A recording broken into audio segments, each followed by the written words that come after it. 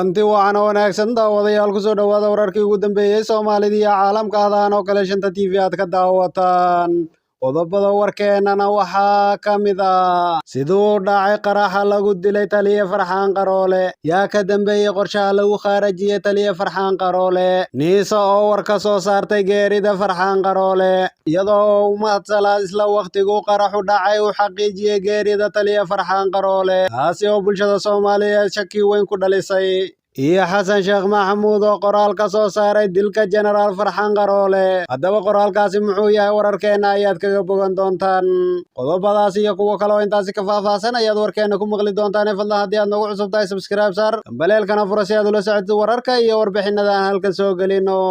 aynu ku bilownay taliyaha ciidamada booliiska gobolka Banaadir General Farxaan Maxamed Aadan Farxaan Qaroole ayaa lagu dilay qarax ka dhacay agagaarka degmada Balcad oo 30 kiiloomitir dhanka waqooyi kaga beegan magaalada Muqdisho ee caasimadda Soomaaliya qaraxo ahaa miinada nooca dhulka lagu aaso ayaa ka dhacay meel u dhow deegaanka Basro oo lagu magacaabo laba buundaley oo ah barta ugu dambaysa ee ciidan marka laga baxo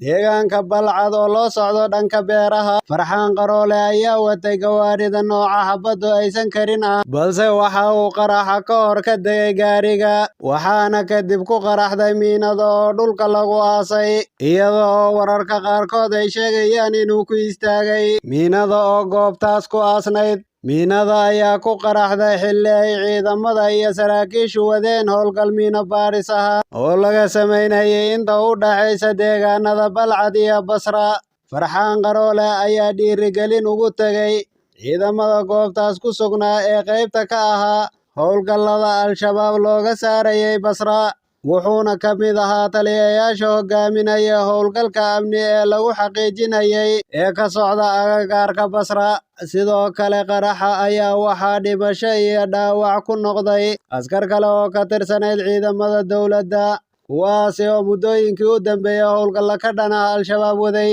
dowladda Soomaaliya weli kamayna hadlin geerida taliyaha qaybta booliiska gobolka Banaadir Farxaan Maxamed Qaroole oo ah nin dhalinyaro ah oo shaqo badan u soo qabtay dalka Soomaaliyeed dadaal dheerna geliyay sidii uu dalka iyo dadkiisa uga difaaci lahaa kooxda argagixisada Al-Shabaab kuwaasoo dhibaatooyin badan ku haya dadka Soomaaliyeed kooxda argagixisada Al-Shabaab ayaa durba sheegatay mas'uuliyadda qaraxa lagu dilay taliye Farxaan Qaroole Allah u naxariistay taliye Farxaan Qaroole ayaa ahaa nin dhalinyaro ah oo dalka iyo dadkiisaba muddo dheer u soo halgamayay iyadoo uu maanta ku geeriyooday qaraxay kooxda argagixisadu maanta la beegsadeen kuwaasoo ah kuwa nafla caarida dhanka kale hay'adda nabad sugidda iyo sirdoonka qaranka Soomaaliya ayaa war ka soo saartay geerida Farxaan Qaroole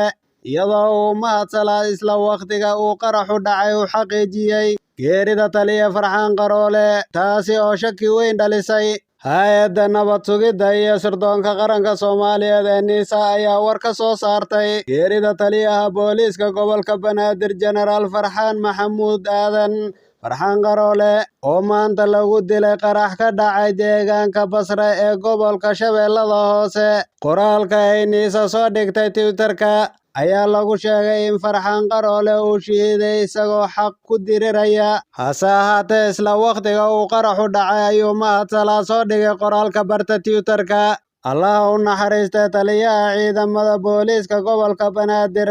General Farxaan Qaroole Farxaan waxa uu shahiiday isagoo xaq ku diriraya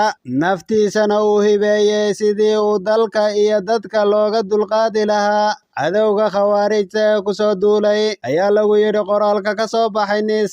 NISA oo inta badan aan ka hadlin arrimaha aan si gaar ah u qusaynin hay'adda ayaa sidoo kale qoraalkeeda waxa uu u muuqday xaqiijintii ugu horreysay ee ka timid dhinaca mahadsalaad ee ku saabsaneed geerida Farxaan Qaroole mahadsalaad ayaa tan iyo markii loo doortay hay'adda nabad sugidda iyo sirdoonka qaranka ayaa waxaa dalka ka socda beegsi lagu haya saraakiisha ciidamada iyo askarta dowladda ka tirsan taasi oo shaki weyn ummadda Soomaaliyeed ku dhalisay iyadoo kooxda Damuljadiid ilaa iyo hadda wax tallaabo oo muuqata ayna ka qabanin arrimahan ka dhacaya magaalada Muqdisho iyo agagaarkeeda Farxaan Qaroole ayaa ku dhintay qaraxa miinada nooca dhulka lagu aaso oo ka dhacay meel u dhow degmada Basra oo lagu magacaabo Laba Buundaley oo ah barta ugu dambaysa ee ciidan marka laga baxayo magaalada Balcad ee loo socdo dhinaca beeraha. Farxaan Qaroole ayaa watay gawaarida nooca xabaddu aysan karin, balse waxa uu qaraxa ka hor ka degay gaariga, waxaana kadib ku qaraxday miinada oo dhulka lagu aasay, iyadoo wararka qaar ay sheegayaan inuu ku istaagay. Farxaan Qaroole ayaa dhiirigelin u tagay ciidamada goobta ku sugnaa ee qaybta ka ah howlgallada Al-shabaab looga saarayo Basra, waxa uuna ka mid ahaa taliyayaasha hogaaminayay howlgallada amniga lagu xaqiijinayo ee ka socday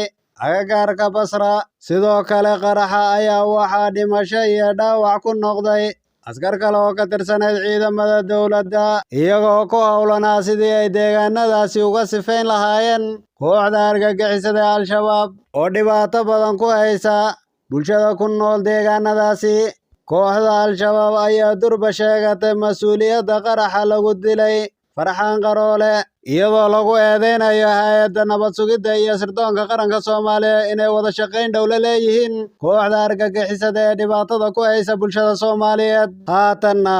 madaxweynaha Soomaaliya Xasan Sheekh Maxamuud ayaa ka hadlay geerida taliyaha booliiska gobolka Banaadir Jenaraal Farxaan Maxamuud Aadan Farxaan Qaroole oo maanta lagu dilay qarax ka dhacay deegaanka Basra ee gobolka Shabeellada Dhexe. Madaxweynaha ayaa ugu horreyntii shacabka Soomaaliyeed iyo ciidamada qalabka sida uga tacsiyeeyay geerida ku timid Farxaan Qaroole iyo askar ka tirsan ciidamada xoogga dalka Soomaaliyeed oo ku shahiiday dagaalka saaka ka dhacay deegaano ka tirsan Shabeellada Dhexe. Madaxweynaha ayaa tilmaamay sida ay ciidamada geesiyaasha ah ee Soomaaliyeed oo ay uga go'an tahay sidii ay uga xoreyn lahaayeen dalka oo ay nolol karaamo leh ugu noolaan lahaayeen dadkooduna ama ay u shahiidi lahaayeen iyaga oo gudanaya waajibaadka qaran.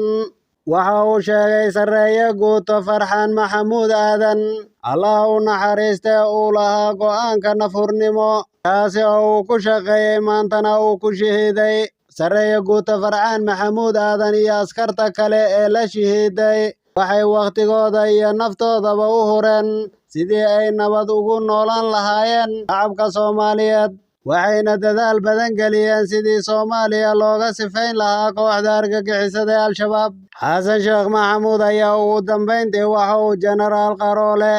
iyo askartii kale ee la shahiiday maanta Alle uga baryay naxariista Jannatul Firdaws, qoyska iyo eheladay ka tageen samir iyo iimaan uu ka siiyo.